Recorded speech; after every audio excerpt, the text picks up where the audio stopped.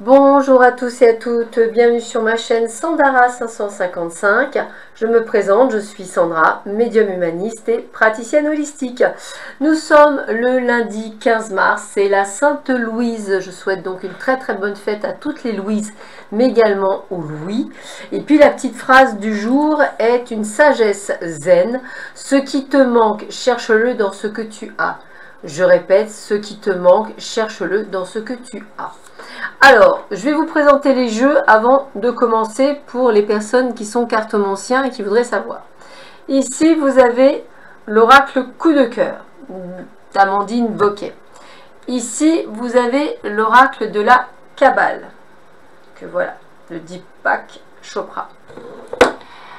Ici, vous avez l'oracle de Béline, le nouveau de Gabriel Sanchez.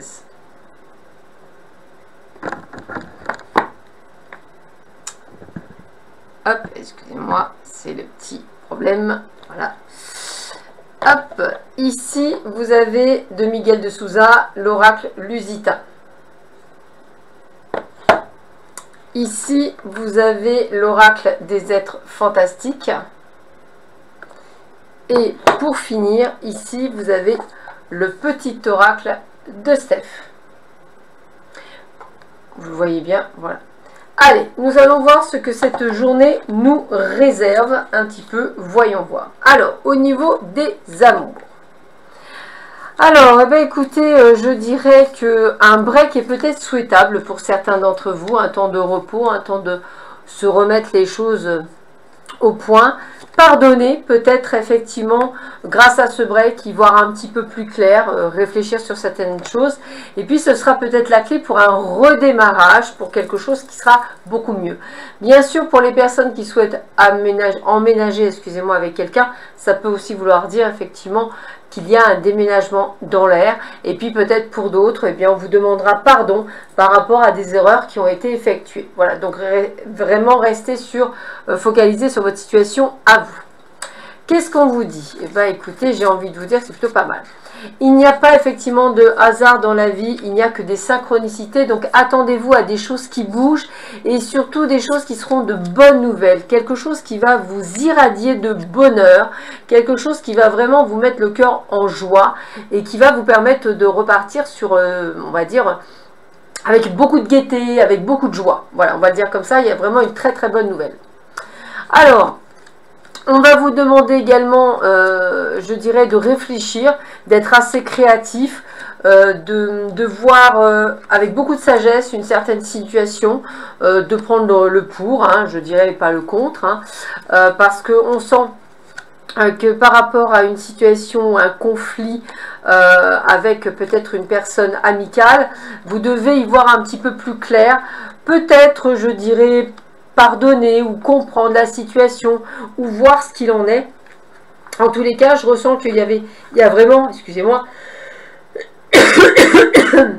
oh flûte, cette compréhension qu'il va falloir avoir sur la personne amicale. Alors, on a la carte du vampire. Alors, la carte du vampire, évidemment, c'est une carte qui vous parle de personnes qui vampirisent, on va dire, votre énergie. Ça indique souvent que vous êtes peut-être dans une situation ou une relation qui paraît pleine de charme pour le moment, mais qui par la suite peut s'avérer peut-être néfaste pour vous. Peut-être une situation pro, peut-être une situation personnelle. Et au fond de vous, vous savez que cette personne ou cette situation est mauvaise pour vous. Mais vous êtes attiré par elle quand même. Donc il y a vraiment ce côté de vampiriser. Elle vous contamine peu à peu dans chaque aspect de votre vie. Donc je dirais qu'il est tout à fait possible aussi que vous ressentez beaucoup d'épuisement physique ou moral. Vous traversez peut-être une période très perturbante. On va vous demander beaucoup d'investissement personnel. Donc on vous demande bien entendu de vous reconnecter, excusez-moi, à vous-même pour y voir un petit peu plus clair. Alors, tu es capable de réaliser de grandes choses. Voilà.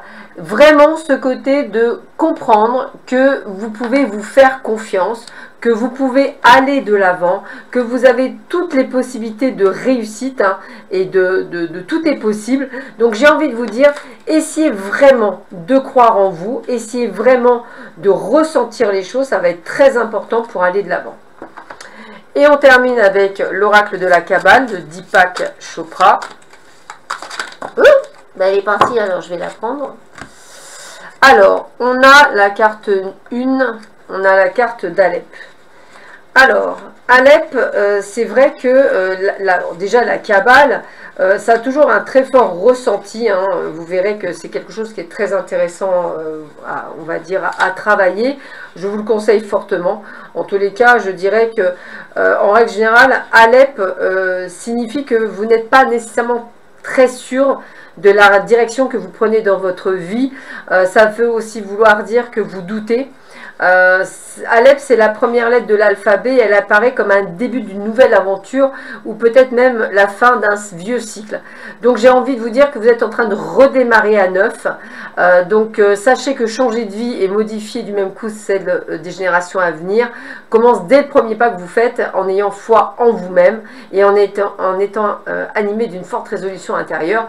Et c'est ce travail-là que je ressens de travail intérieur, de prise de conscience de ce que vous pouvez faire pour vous et les autres. Allez, sur ce, je vous souhaite une très très belle journée. Prenez bien soin de vous et je vous dis à très vite sur ma chaîne. À bientôt, au revoir.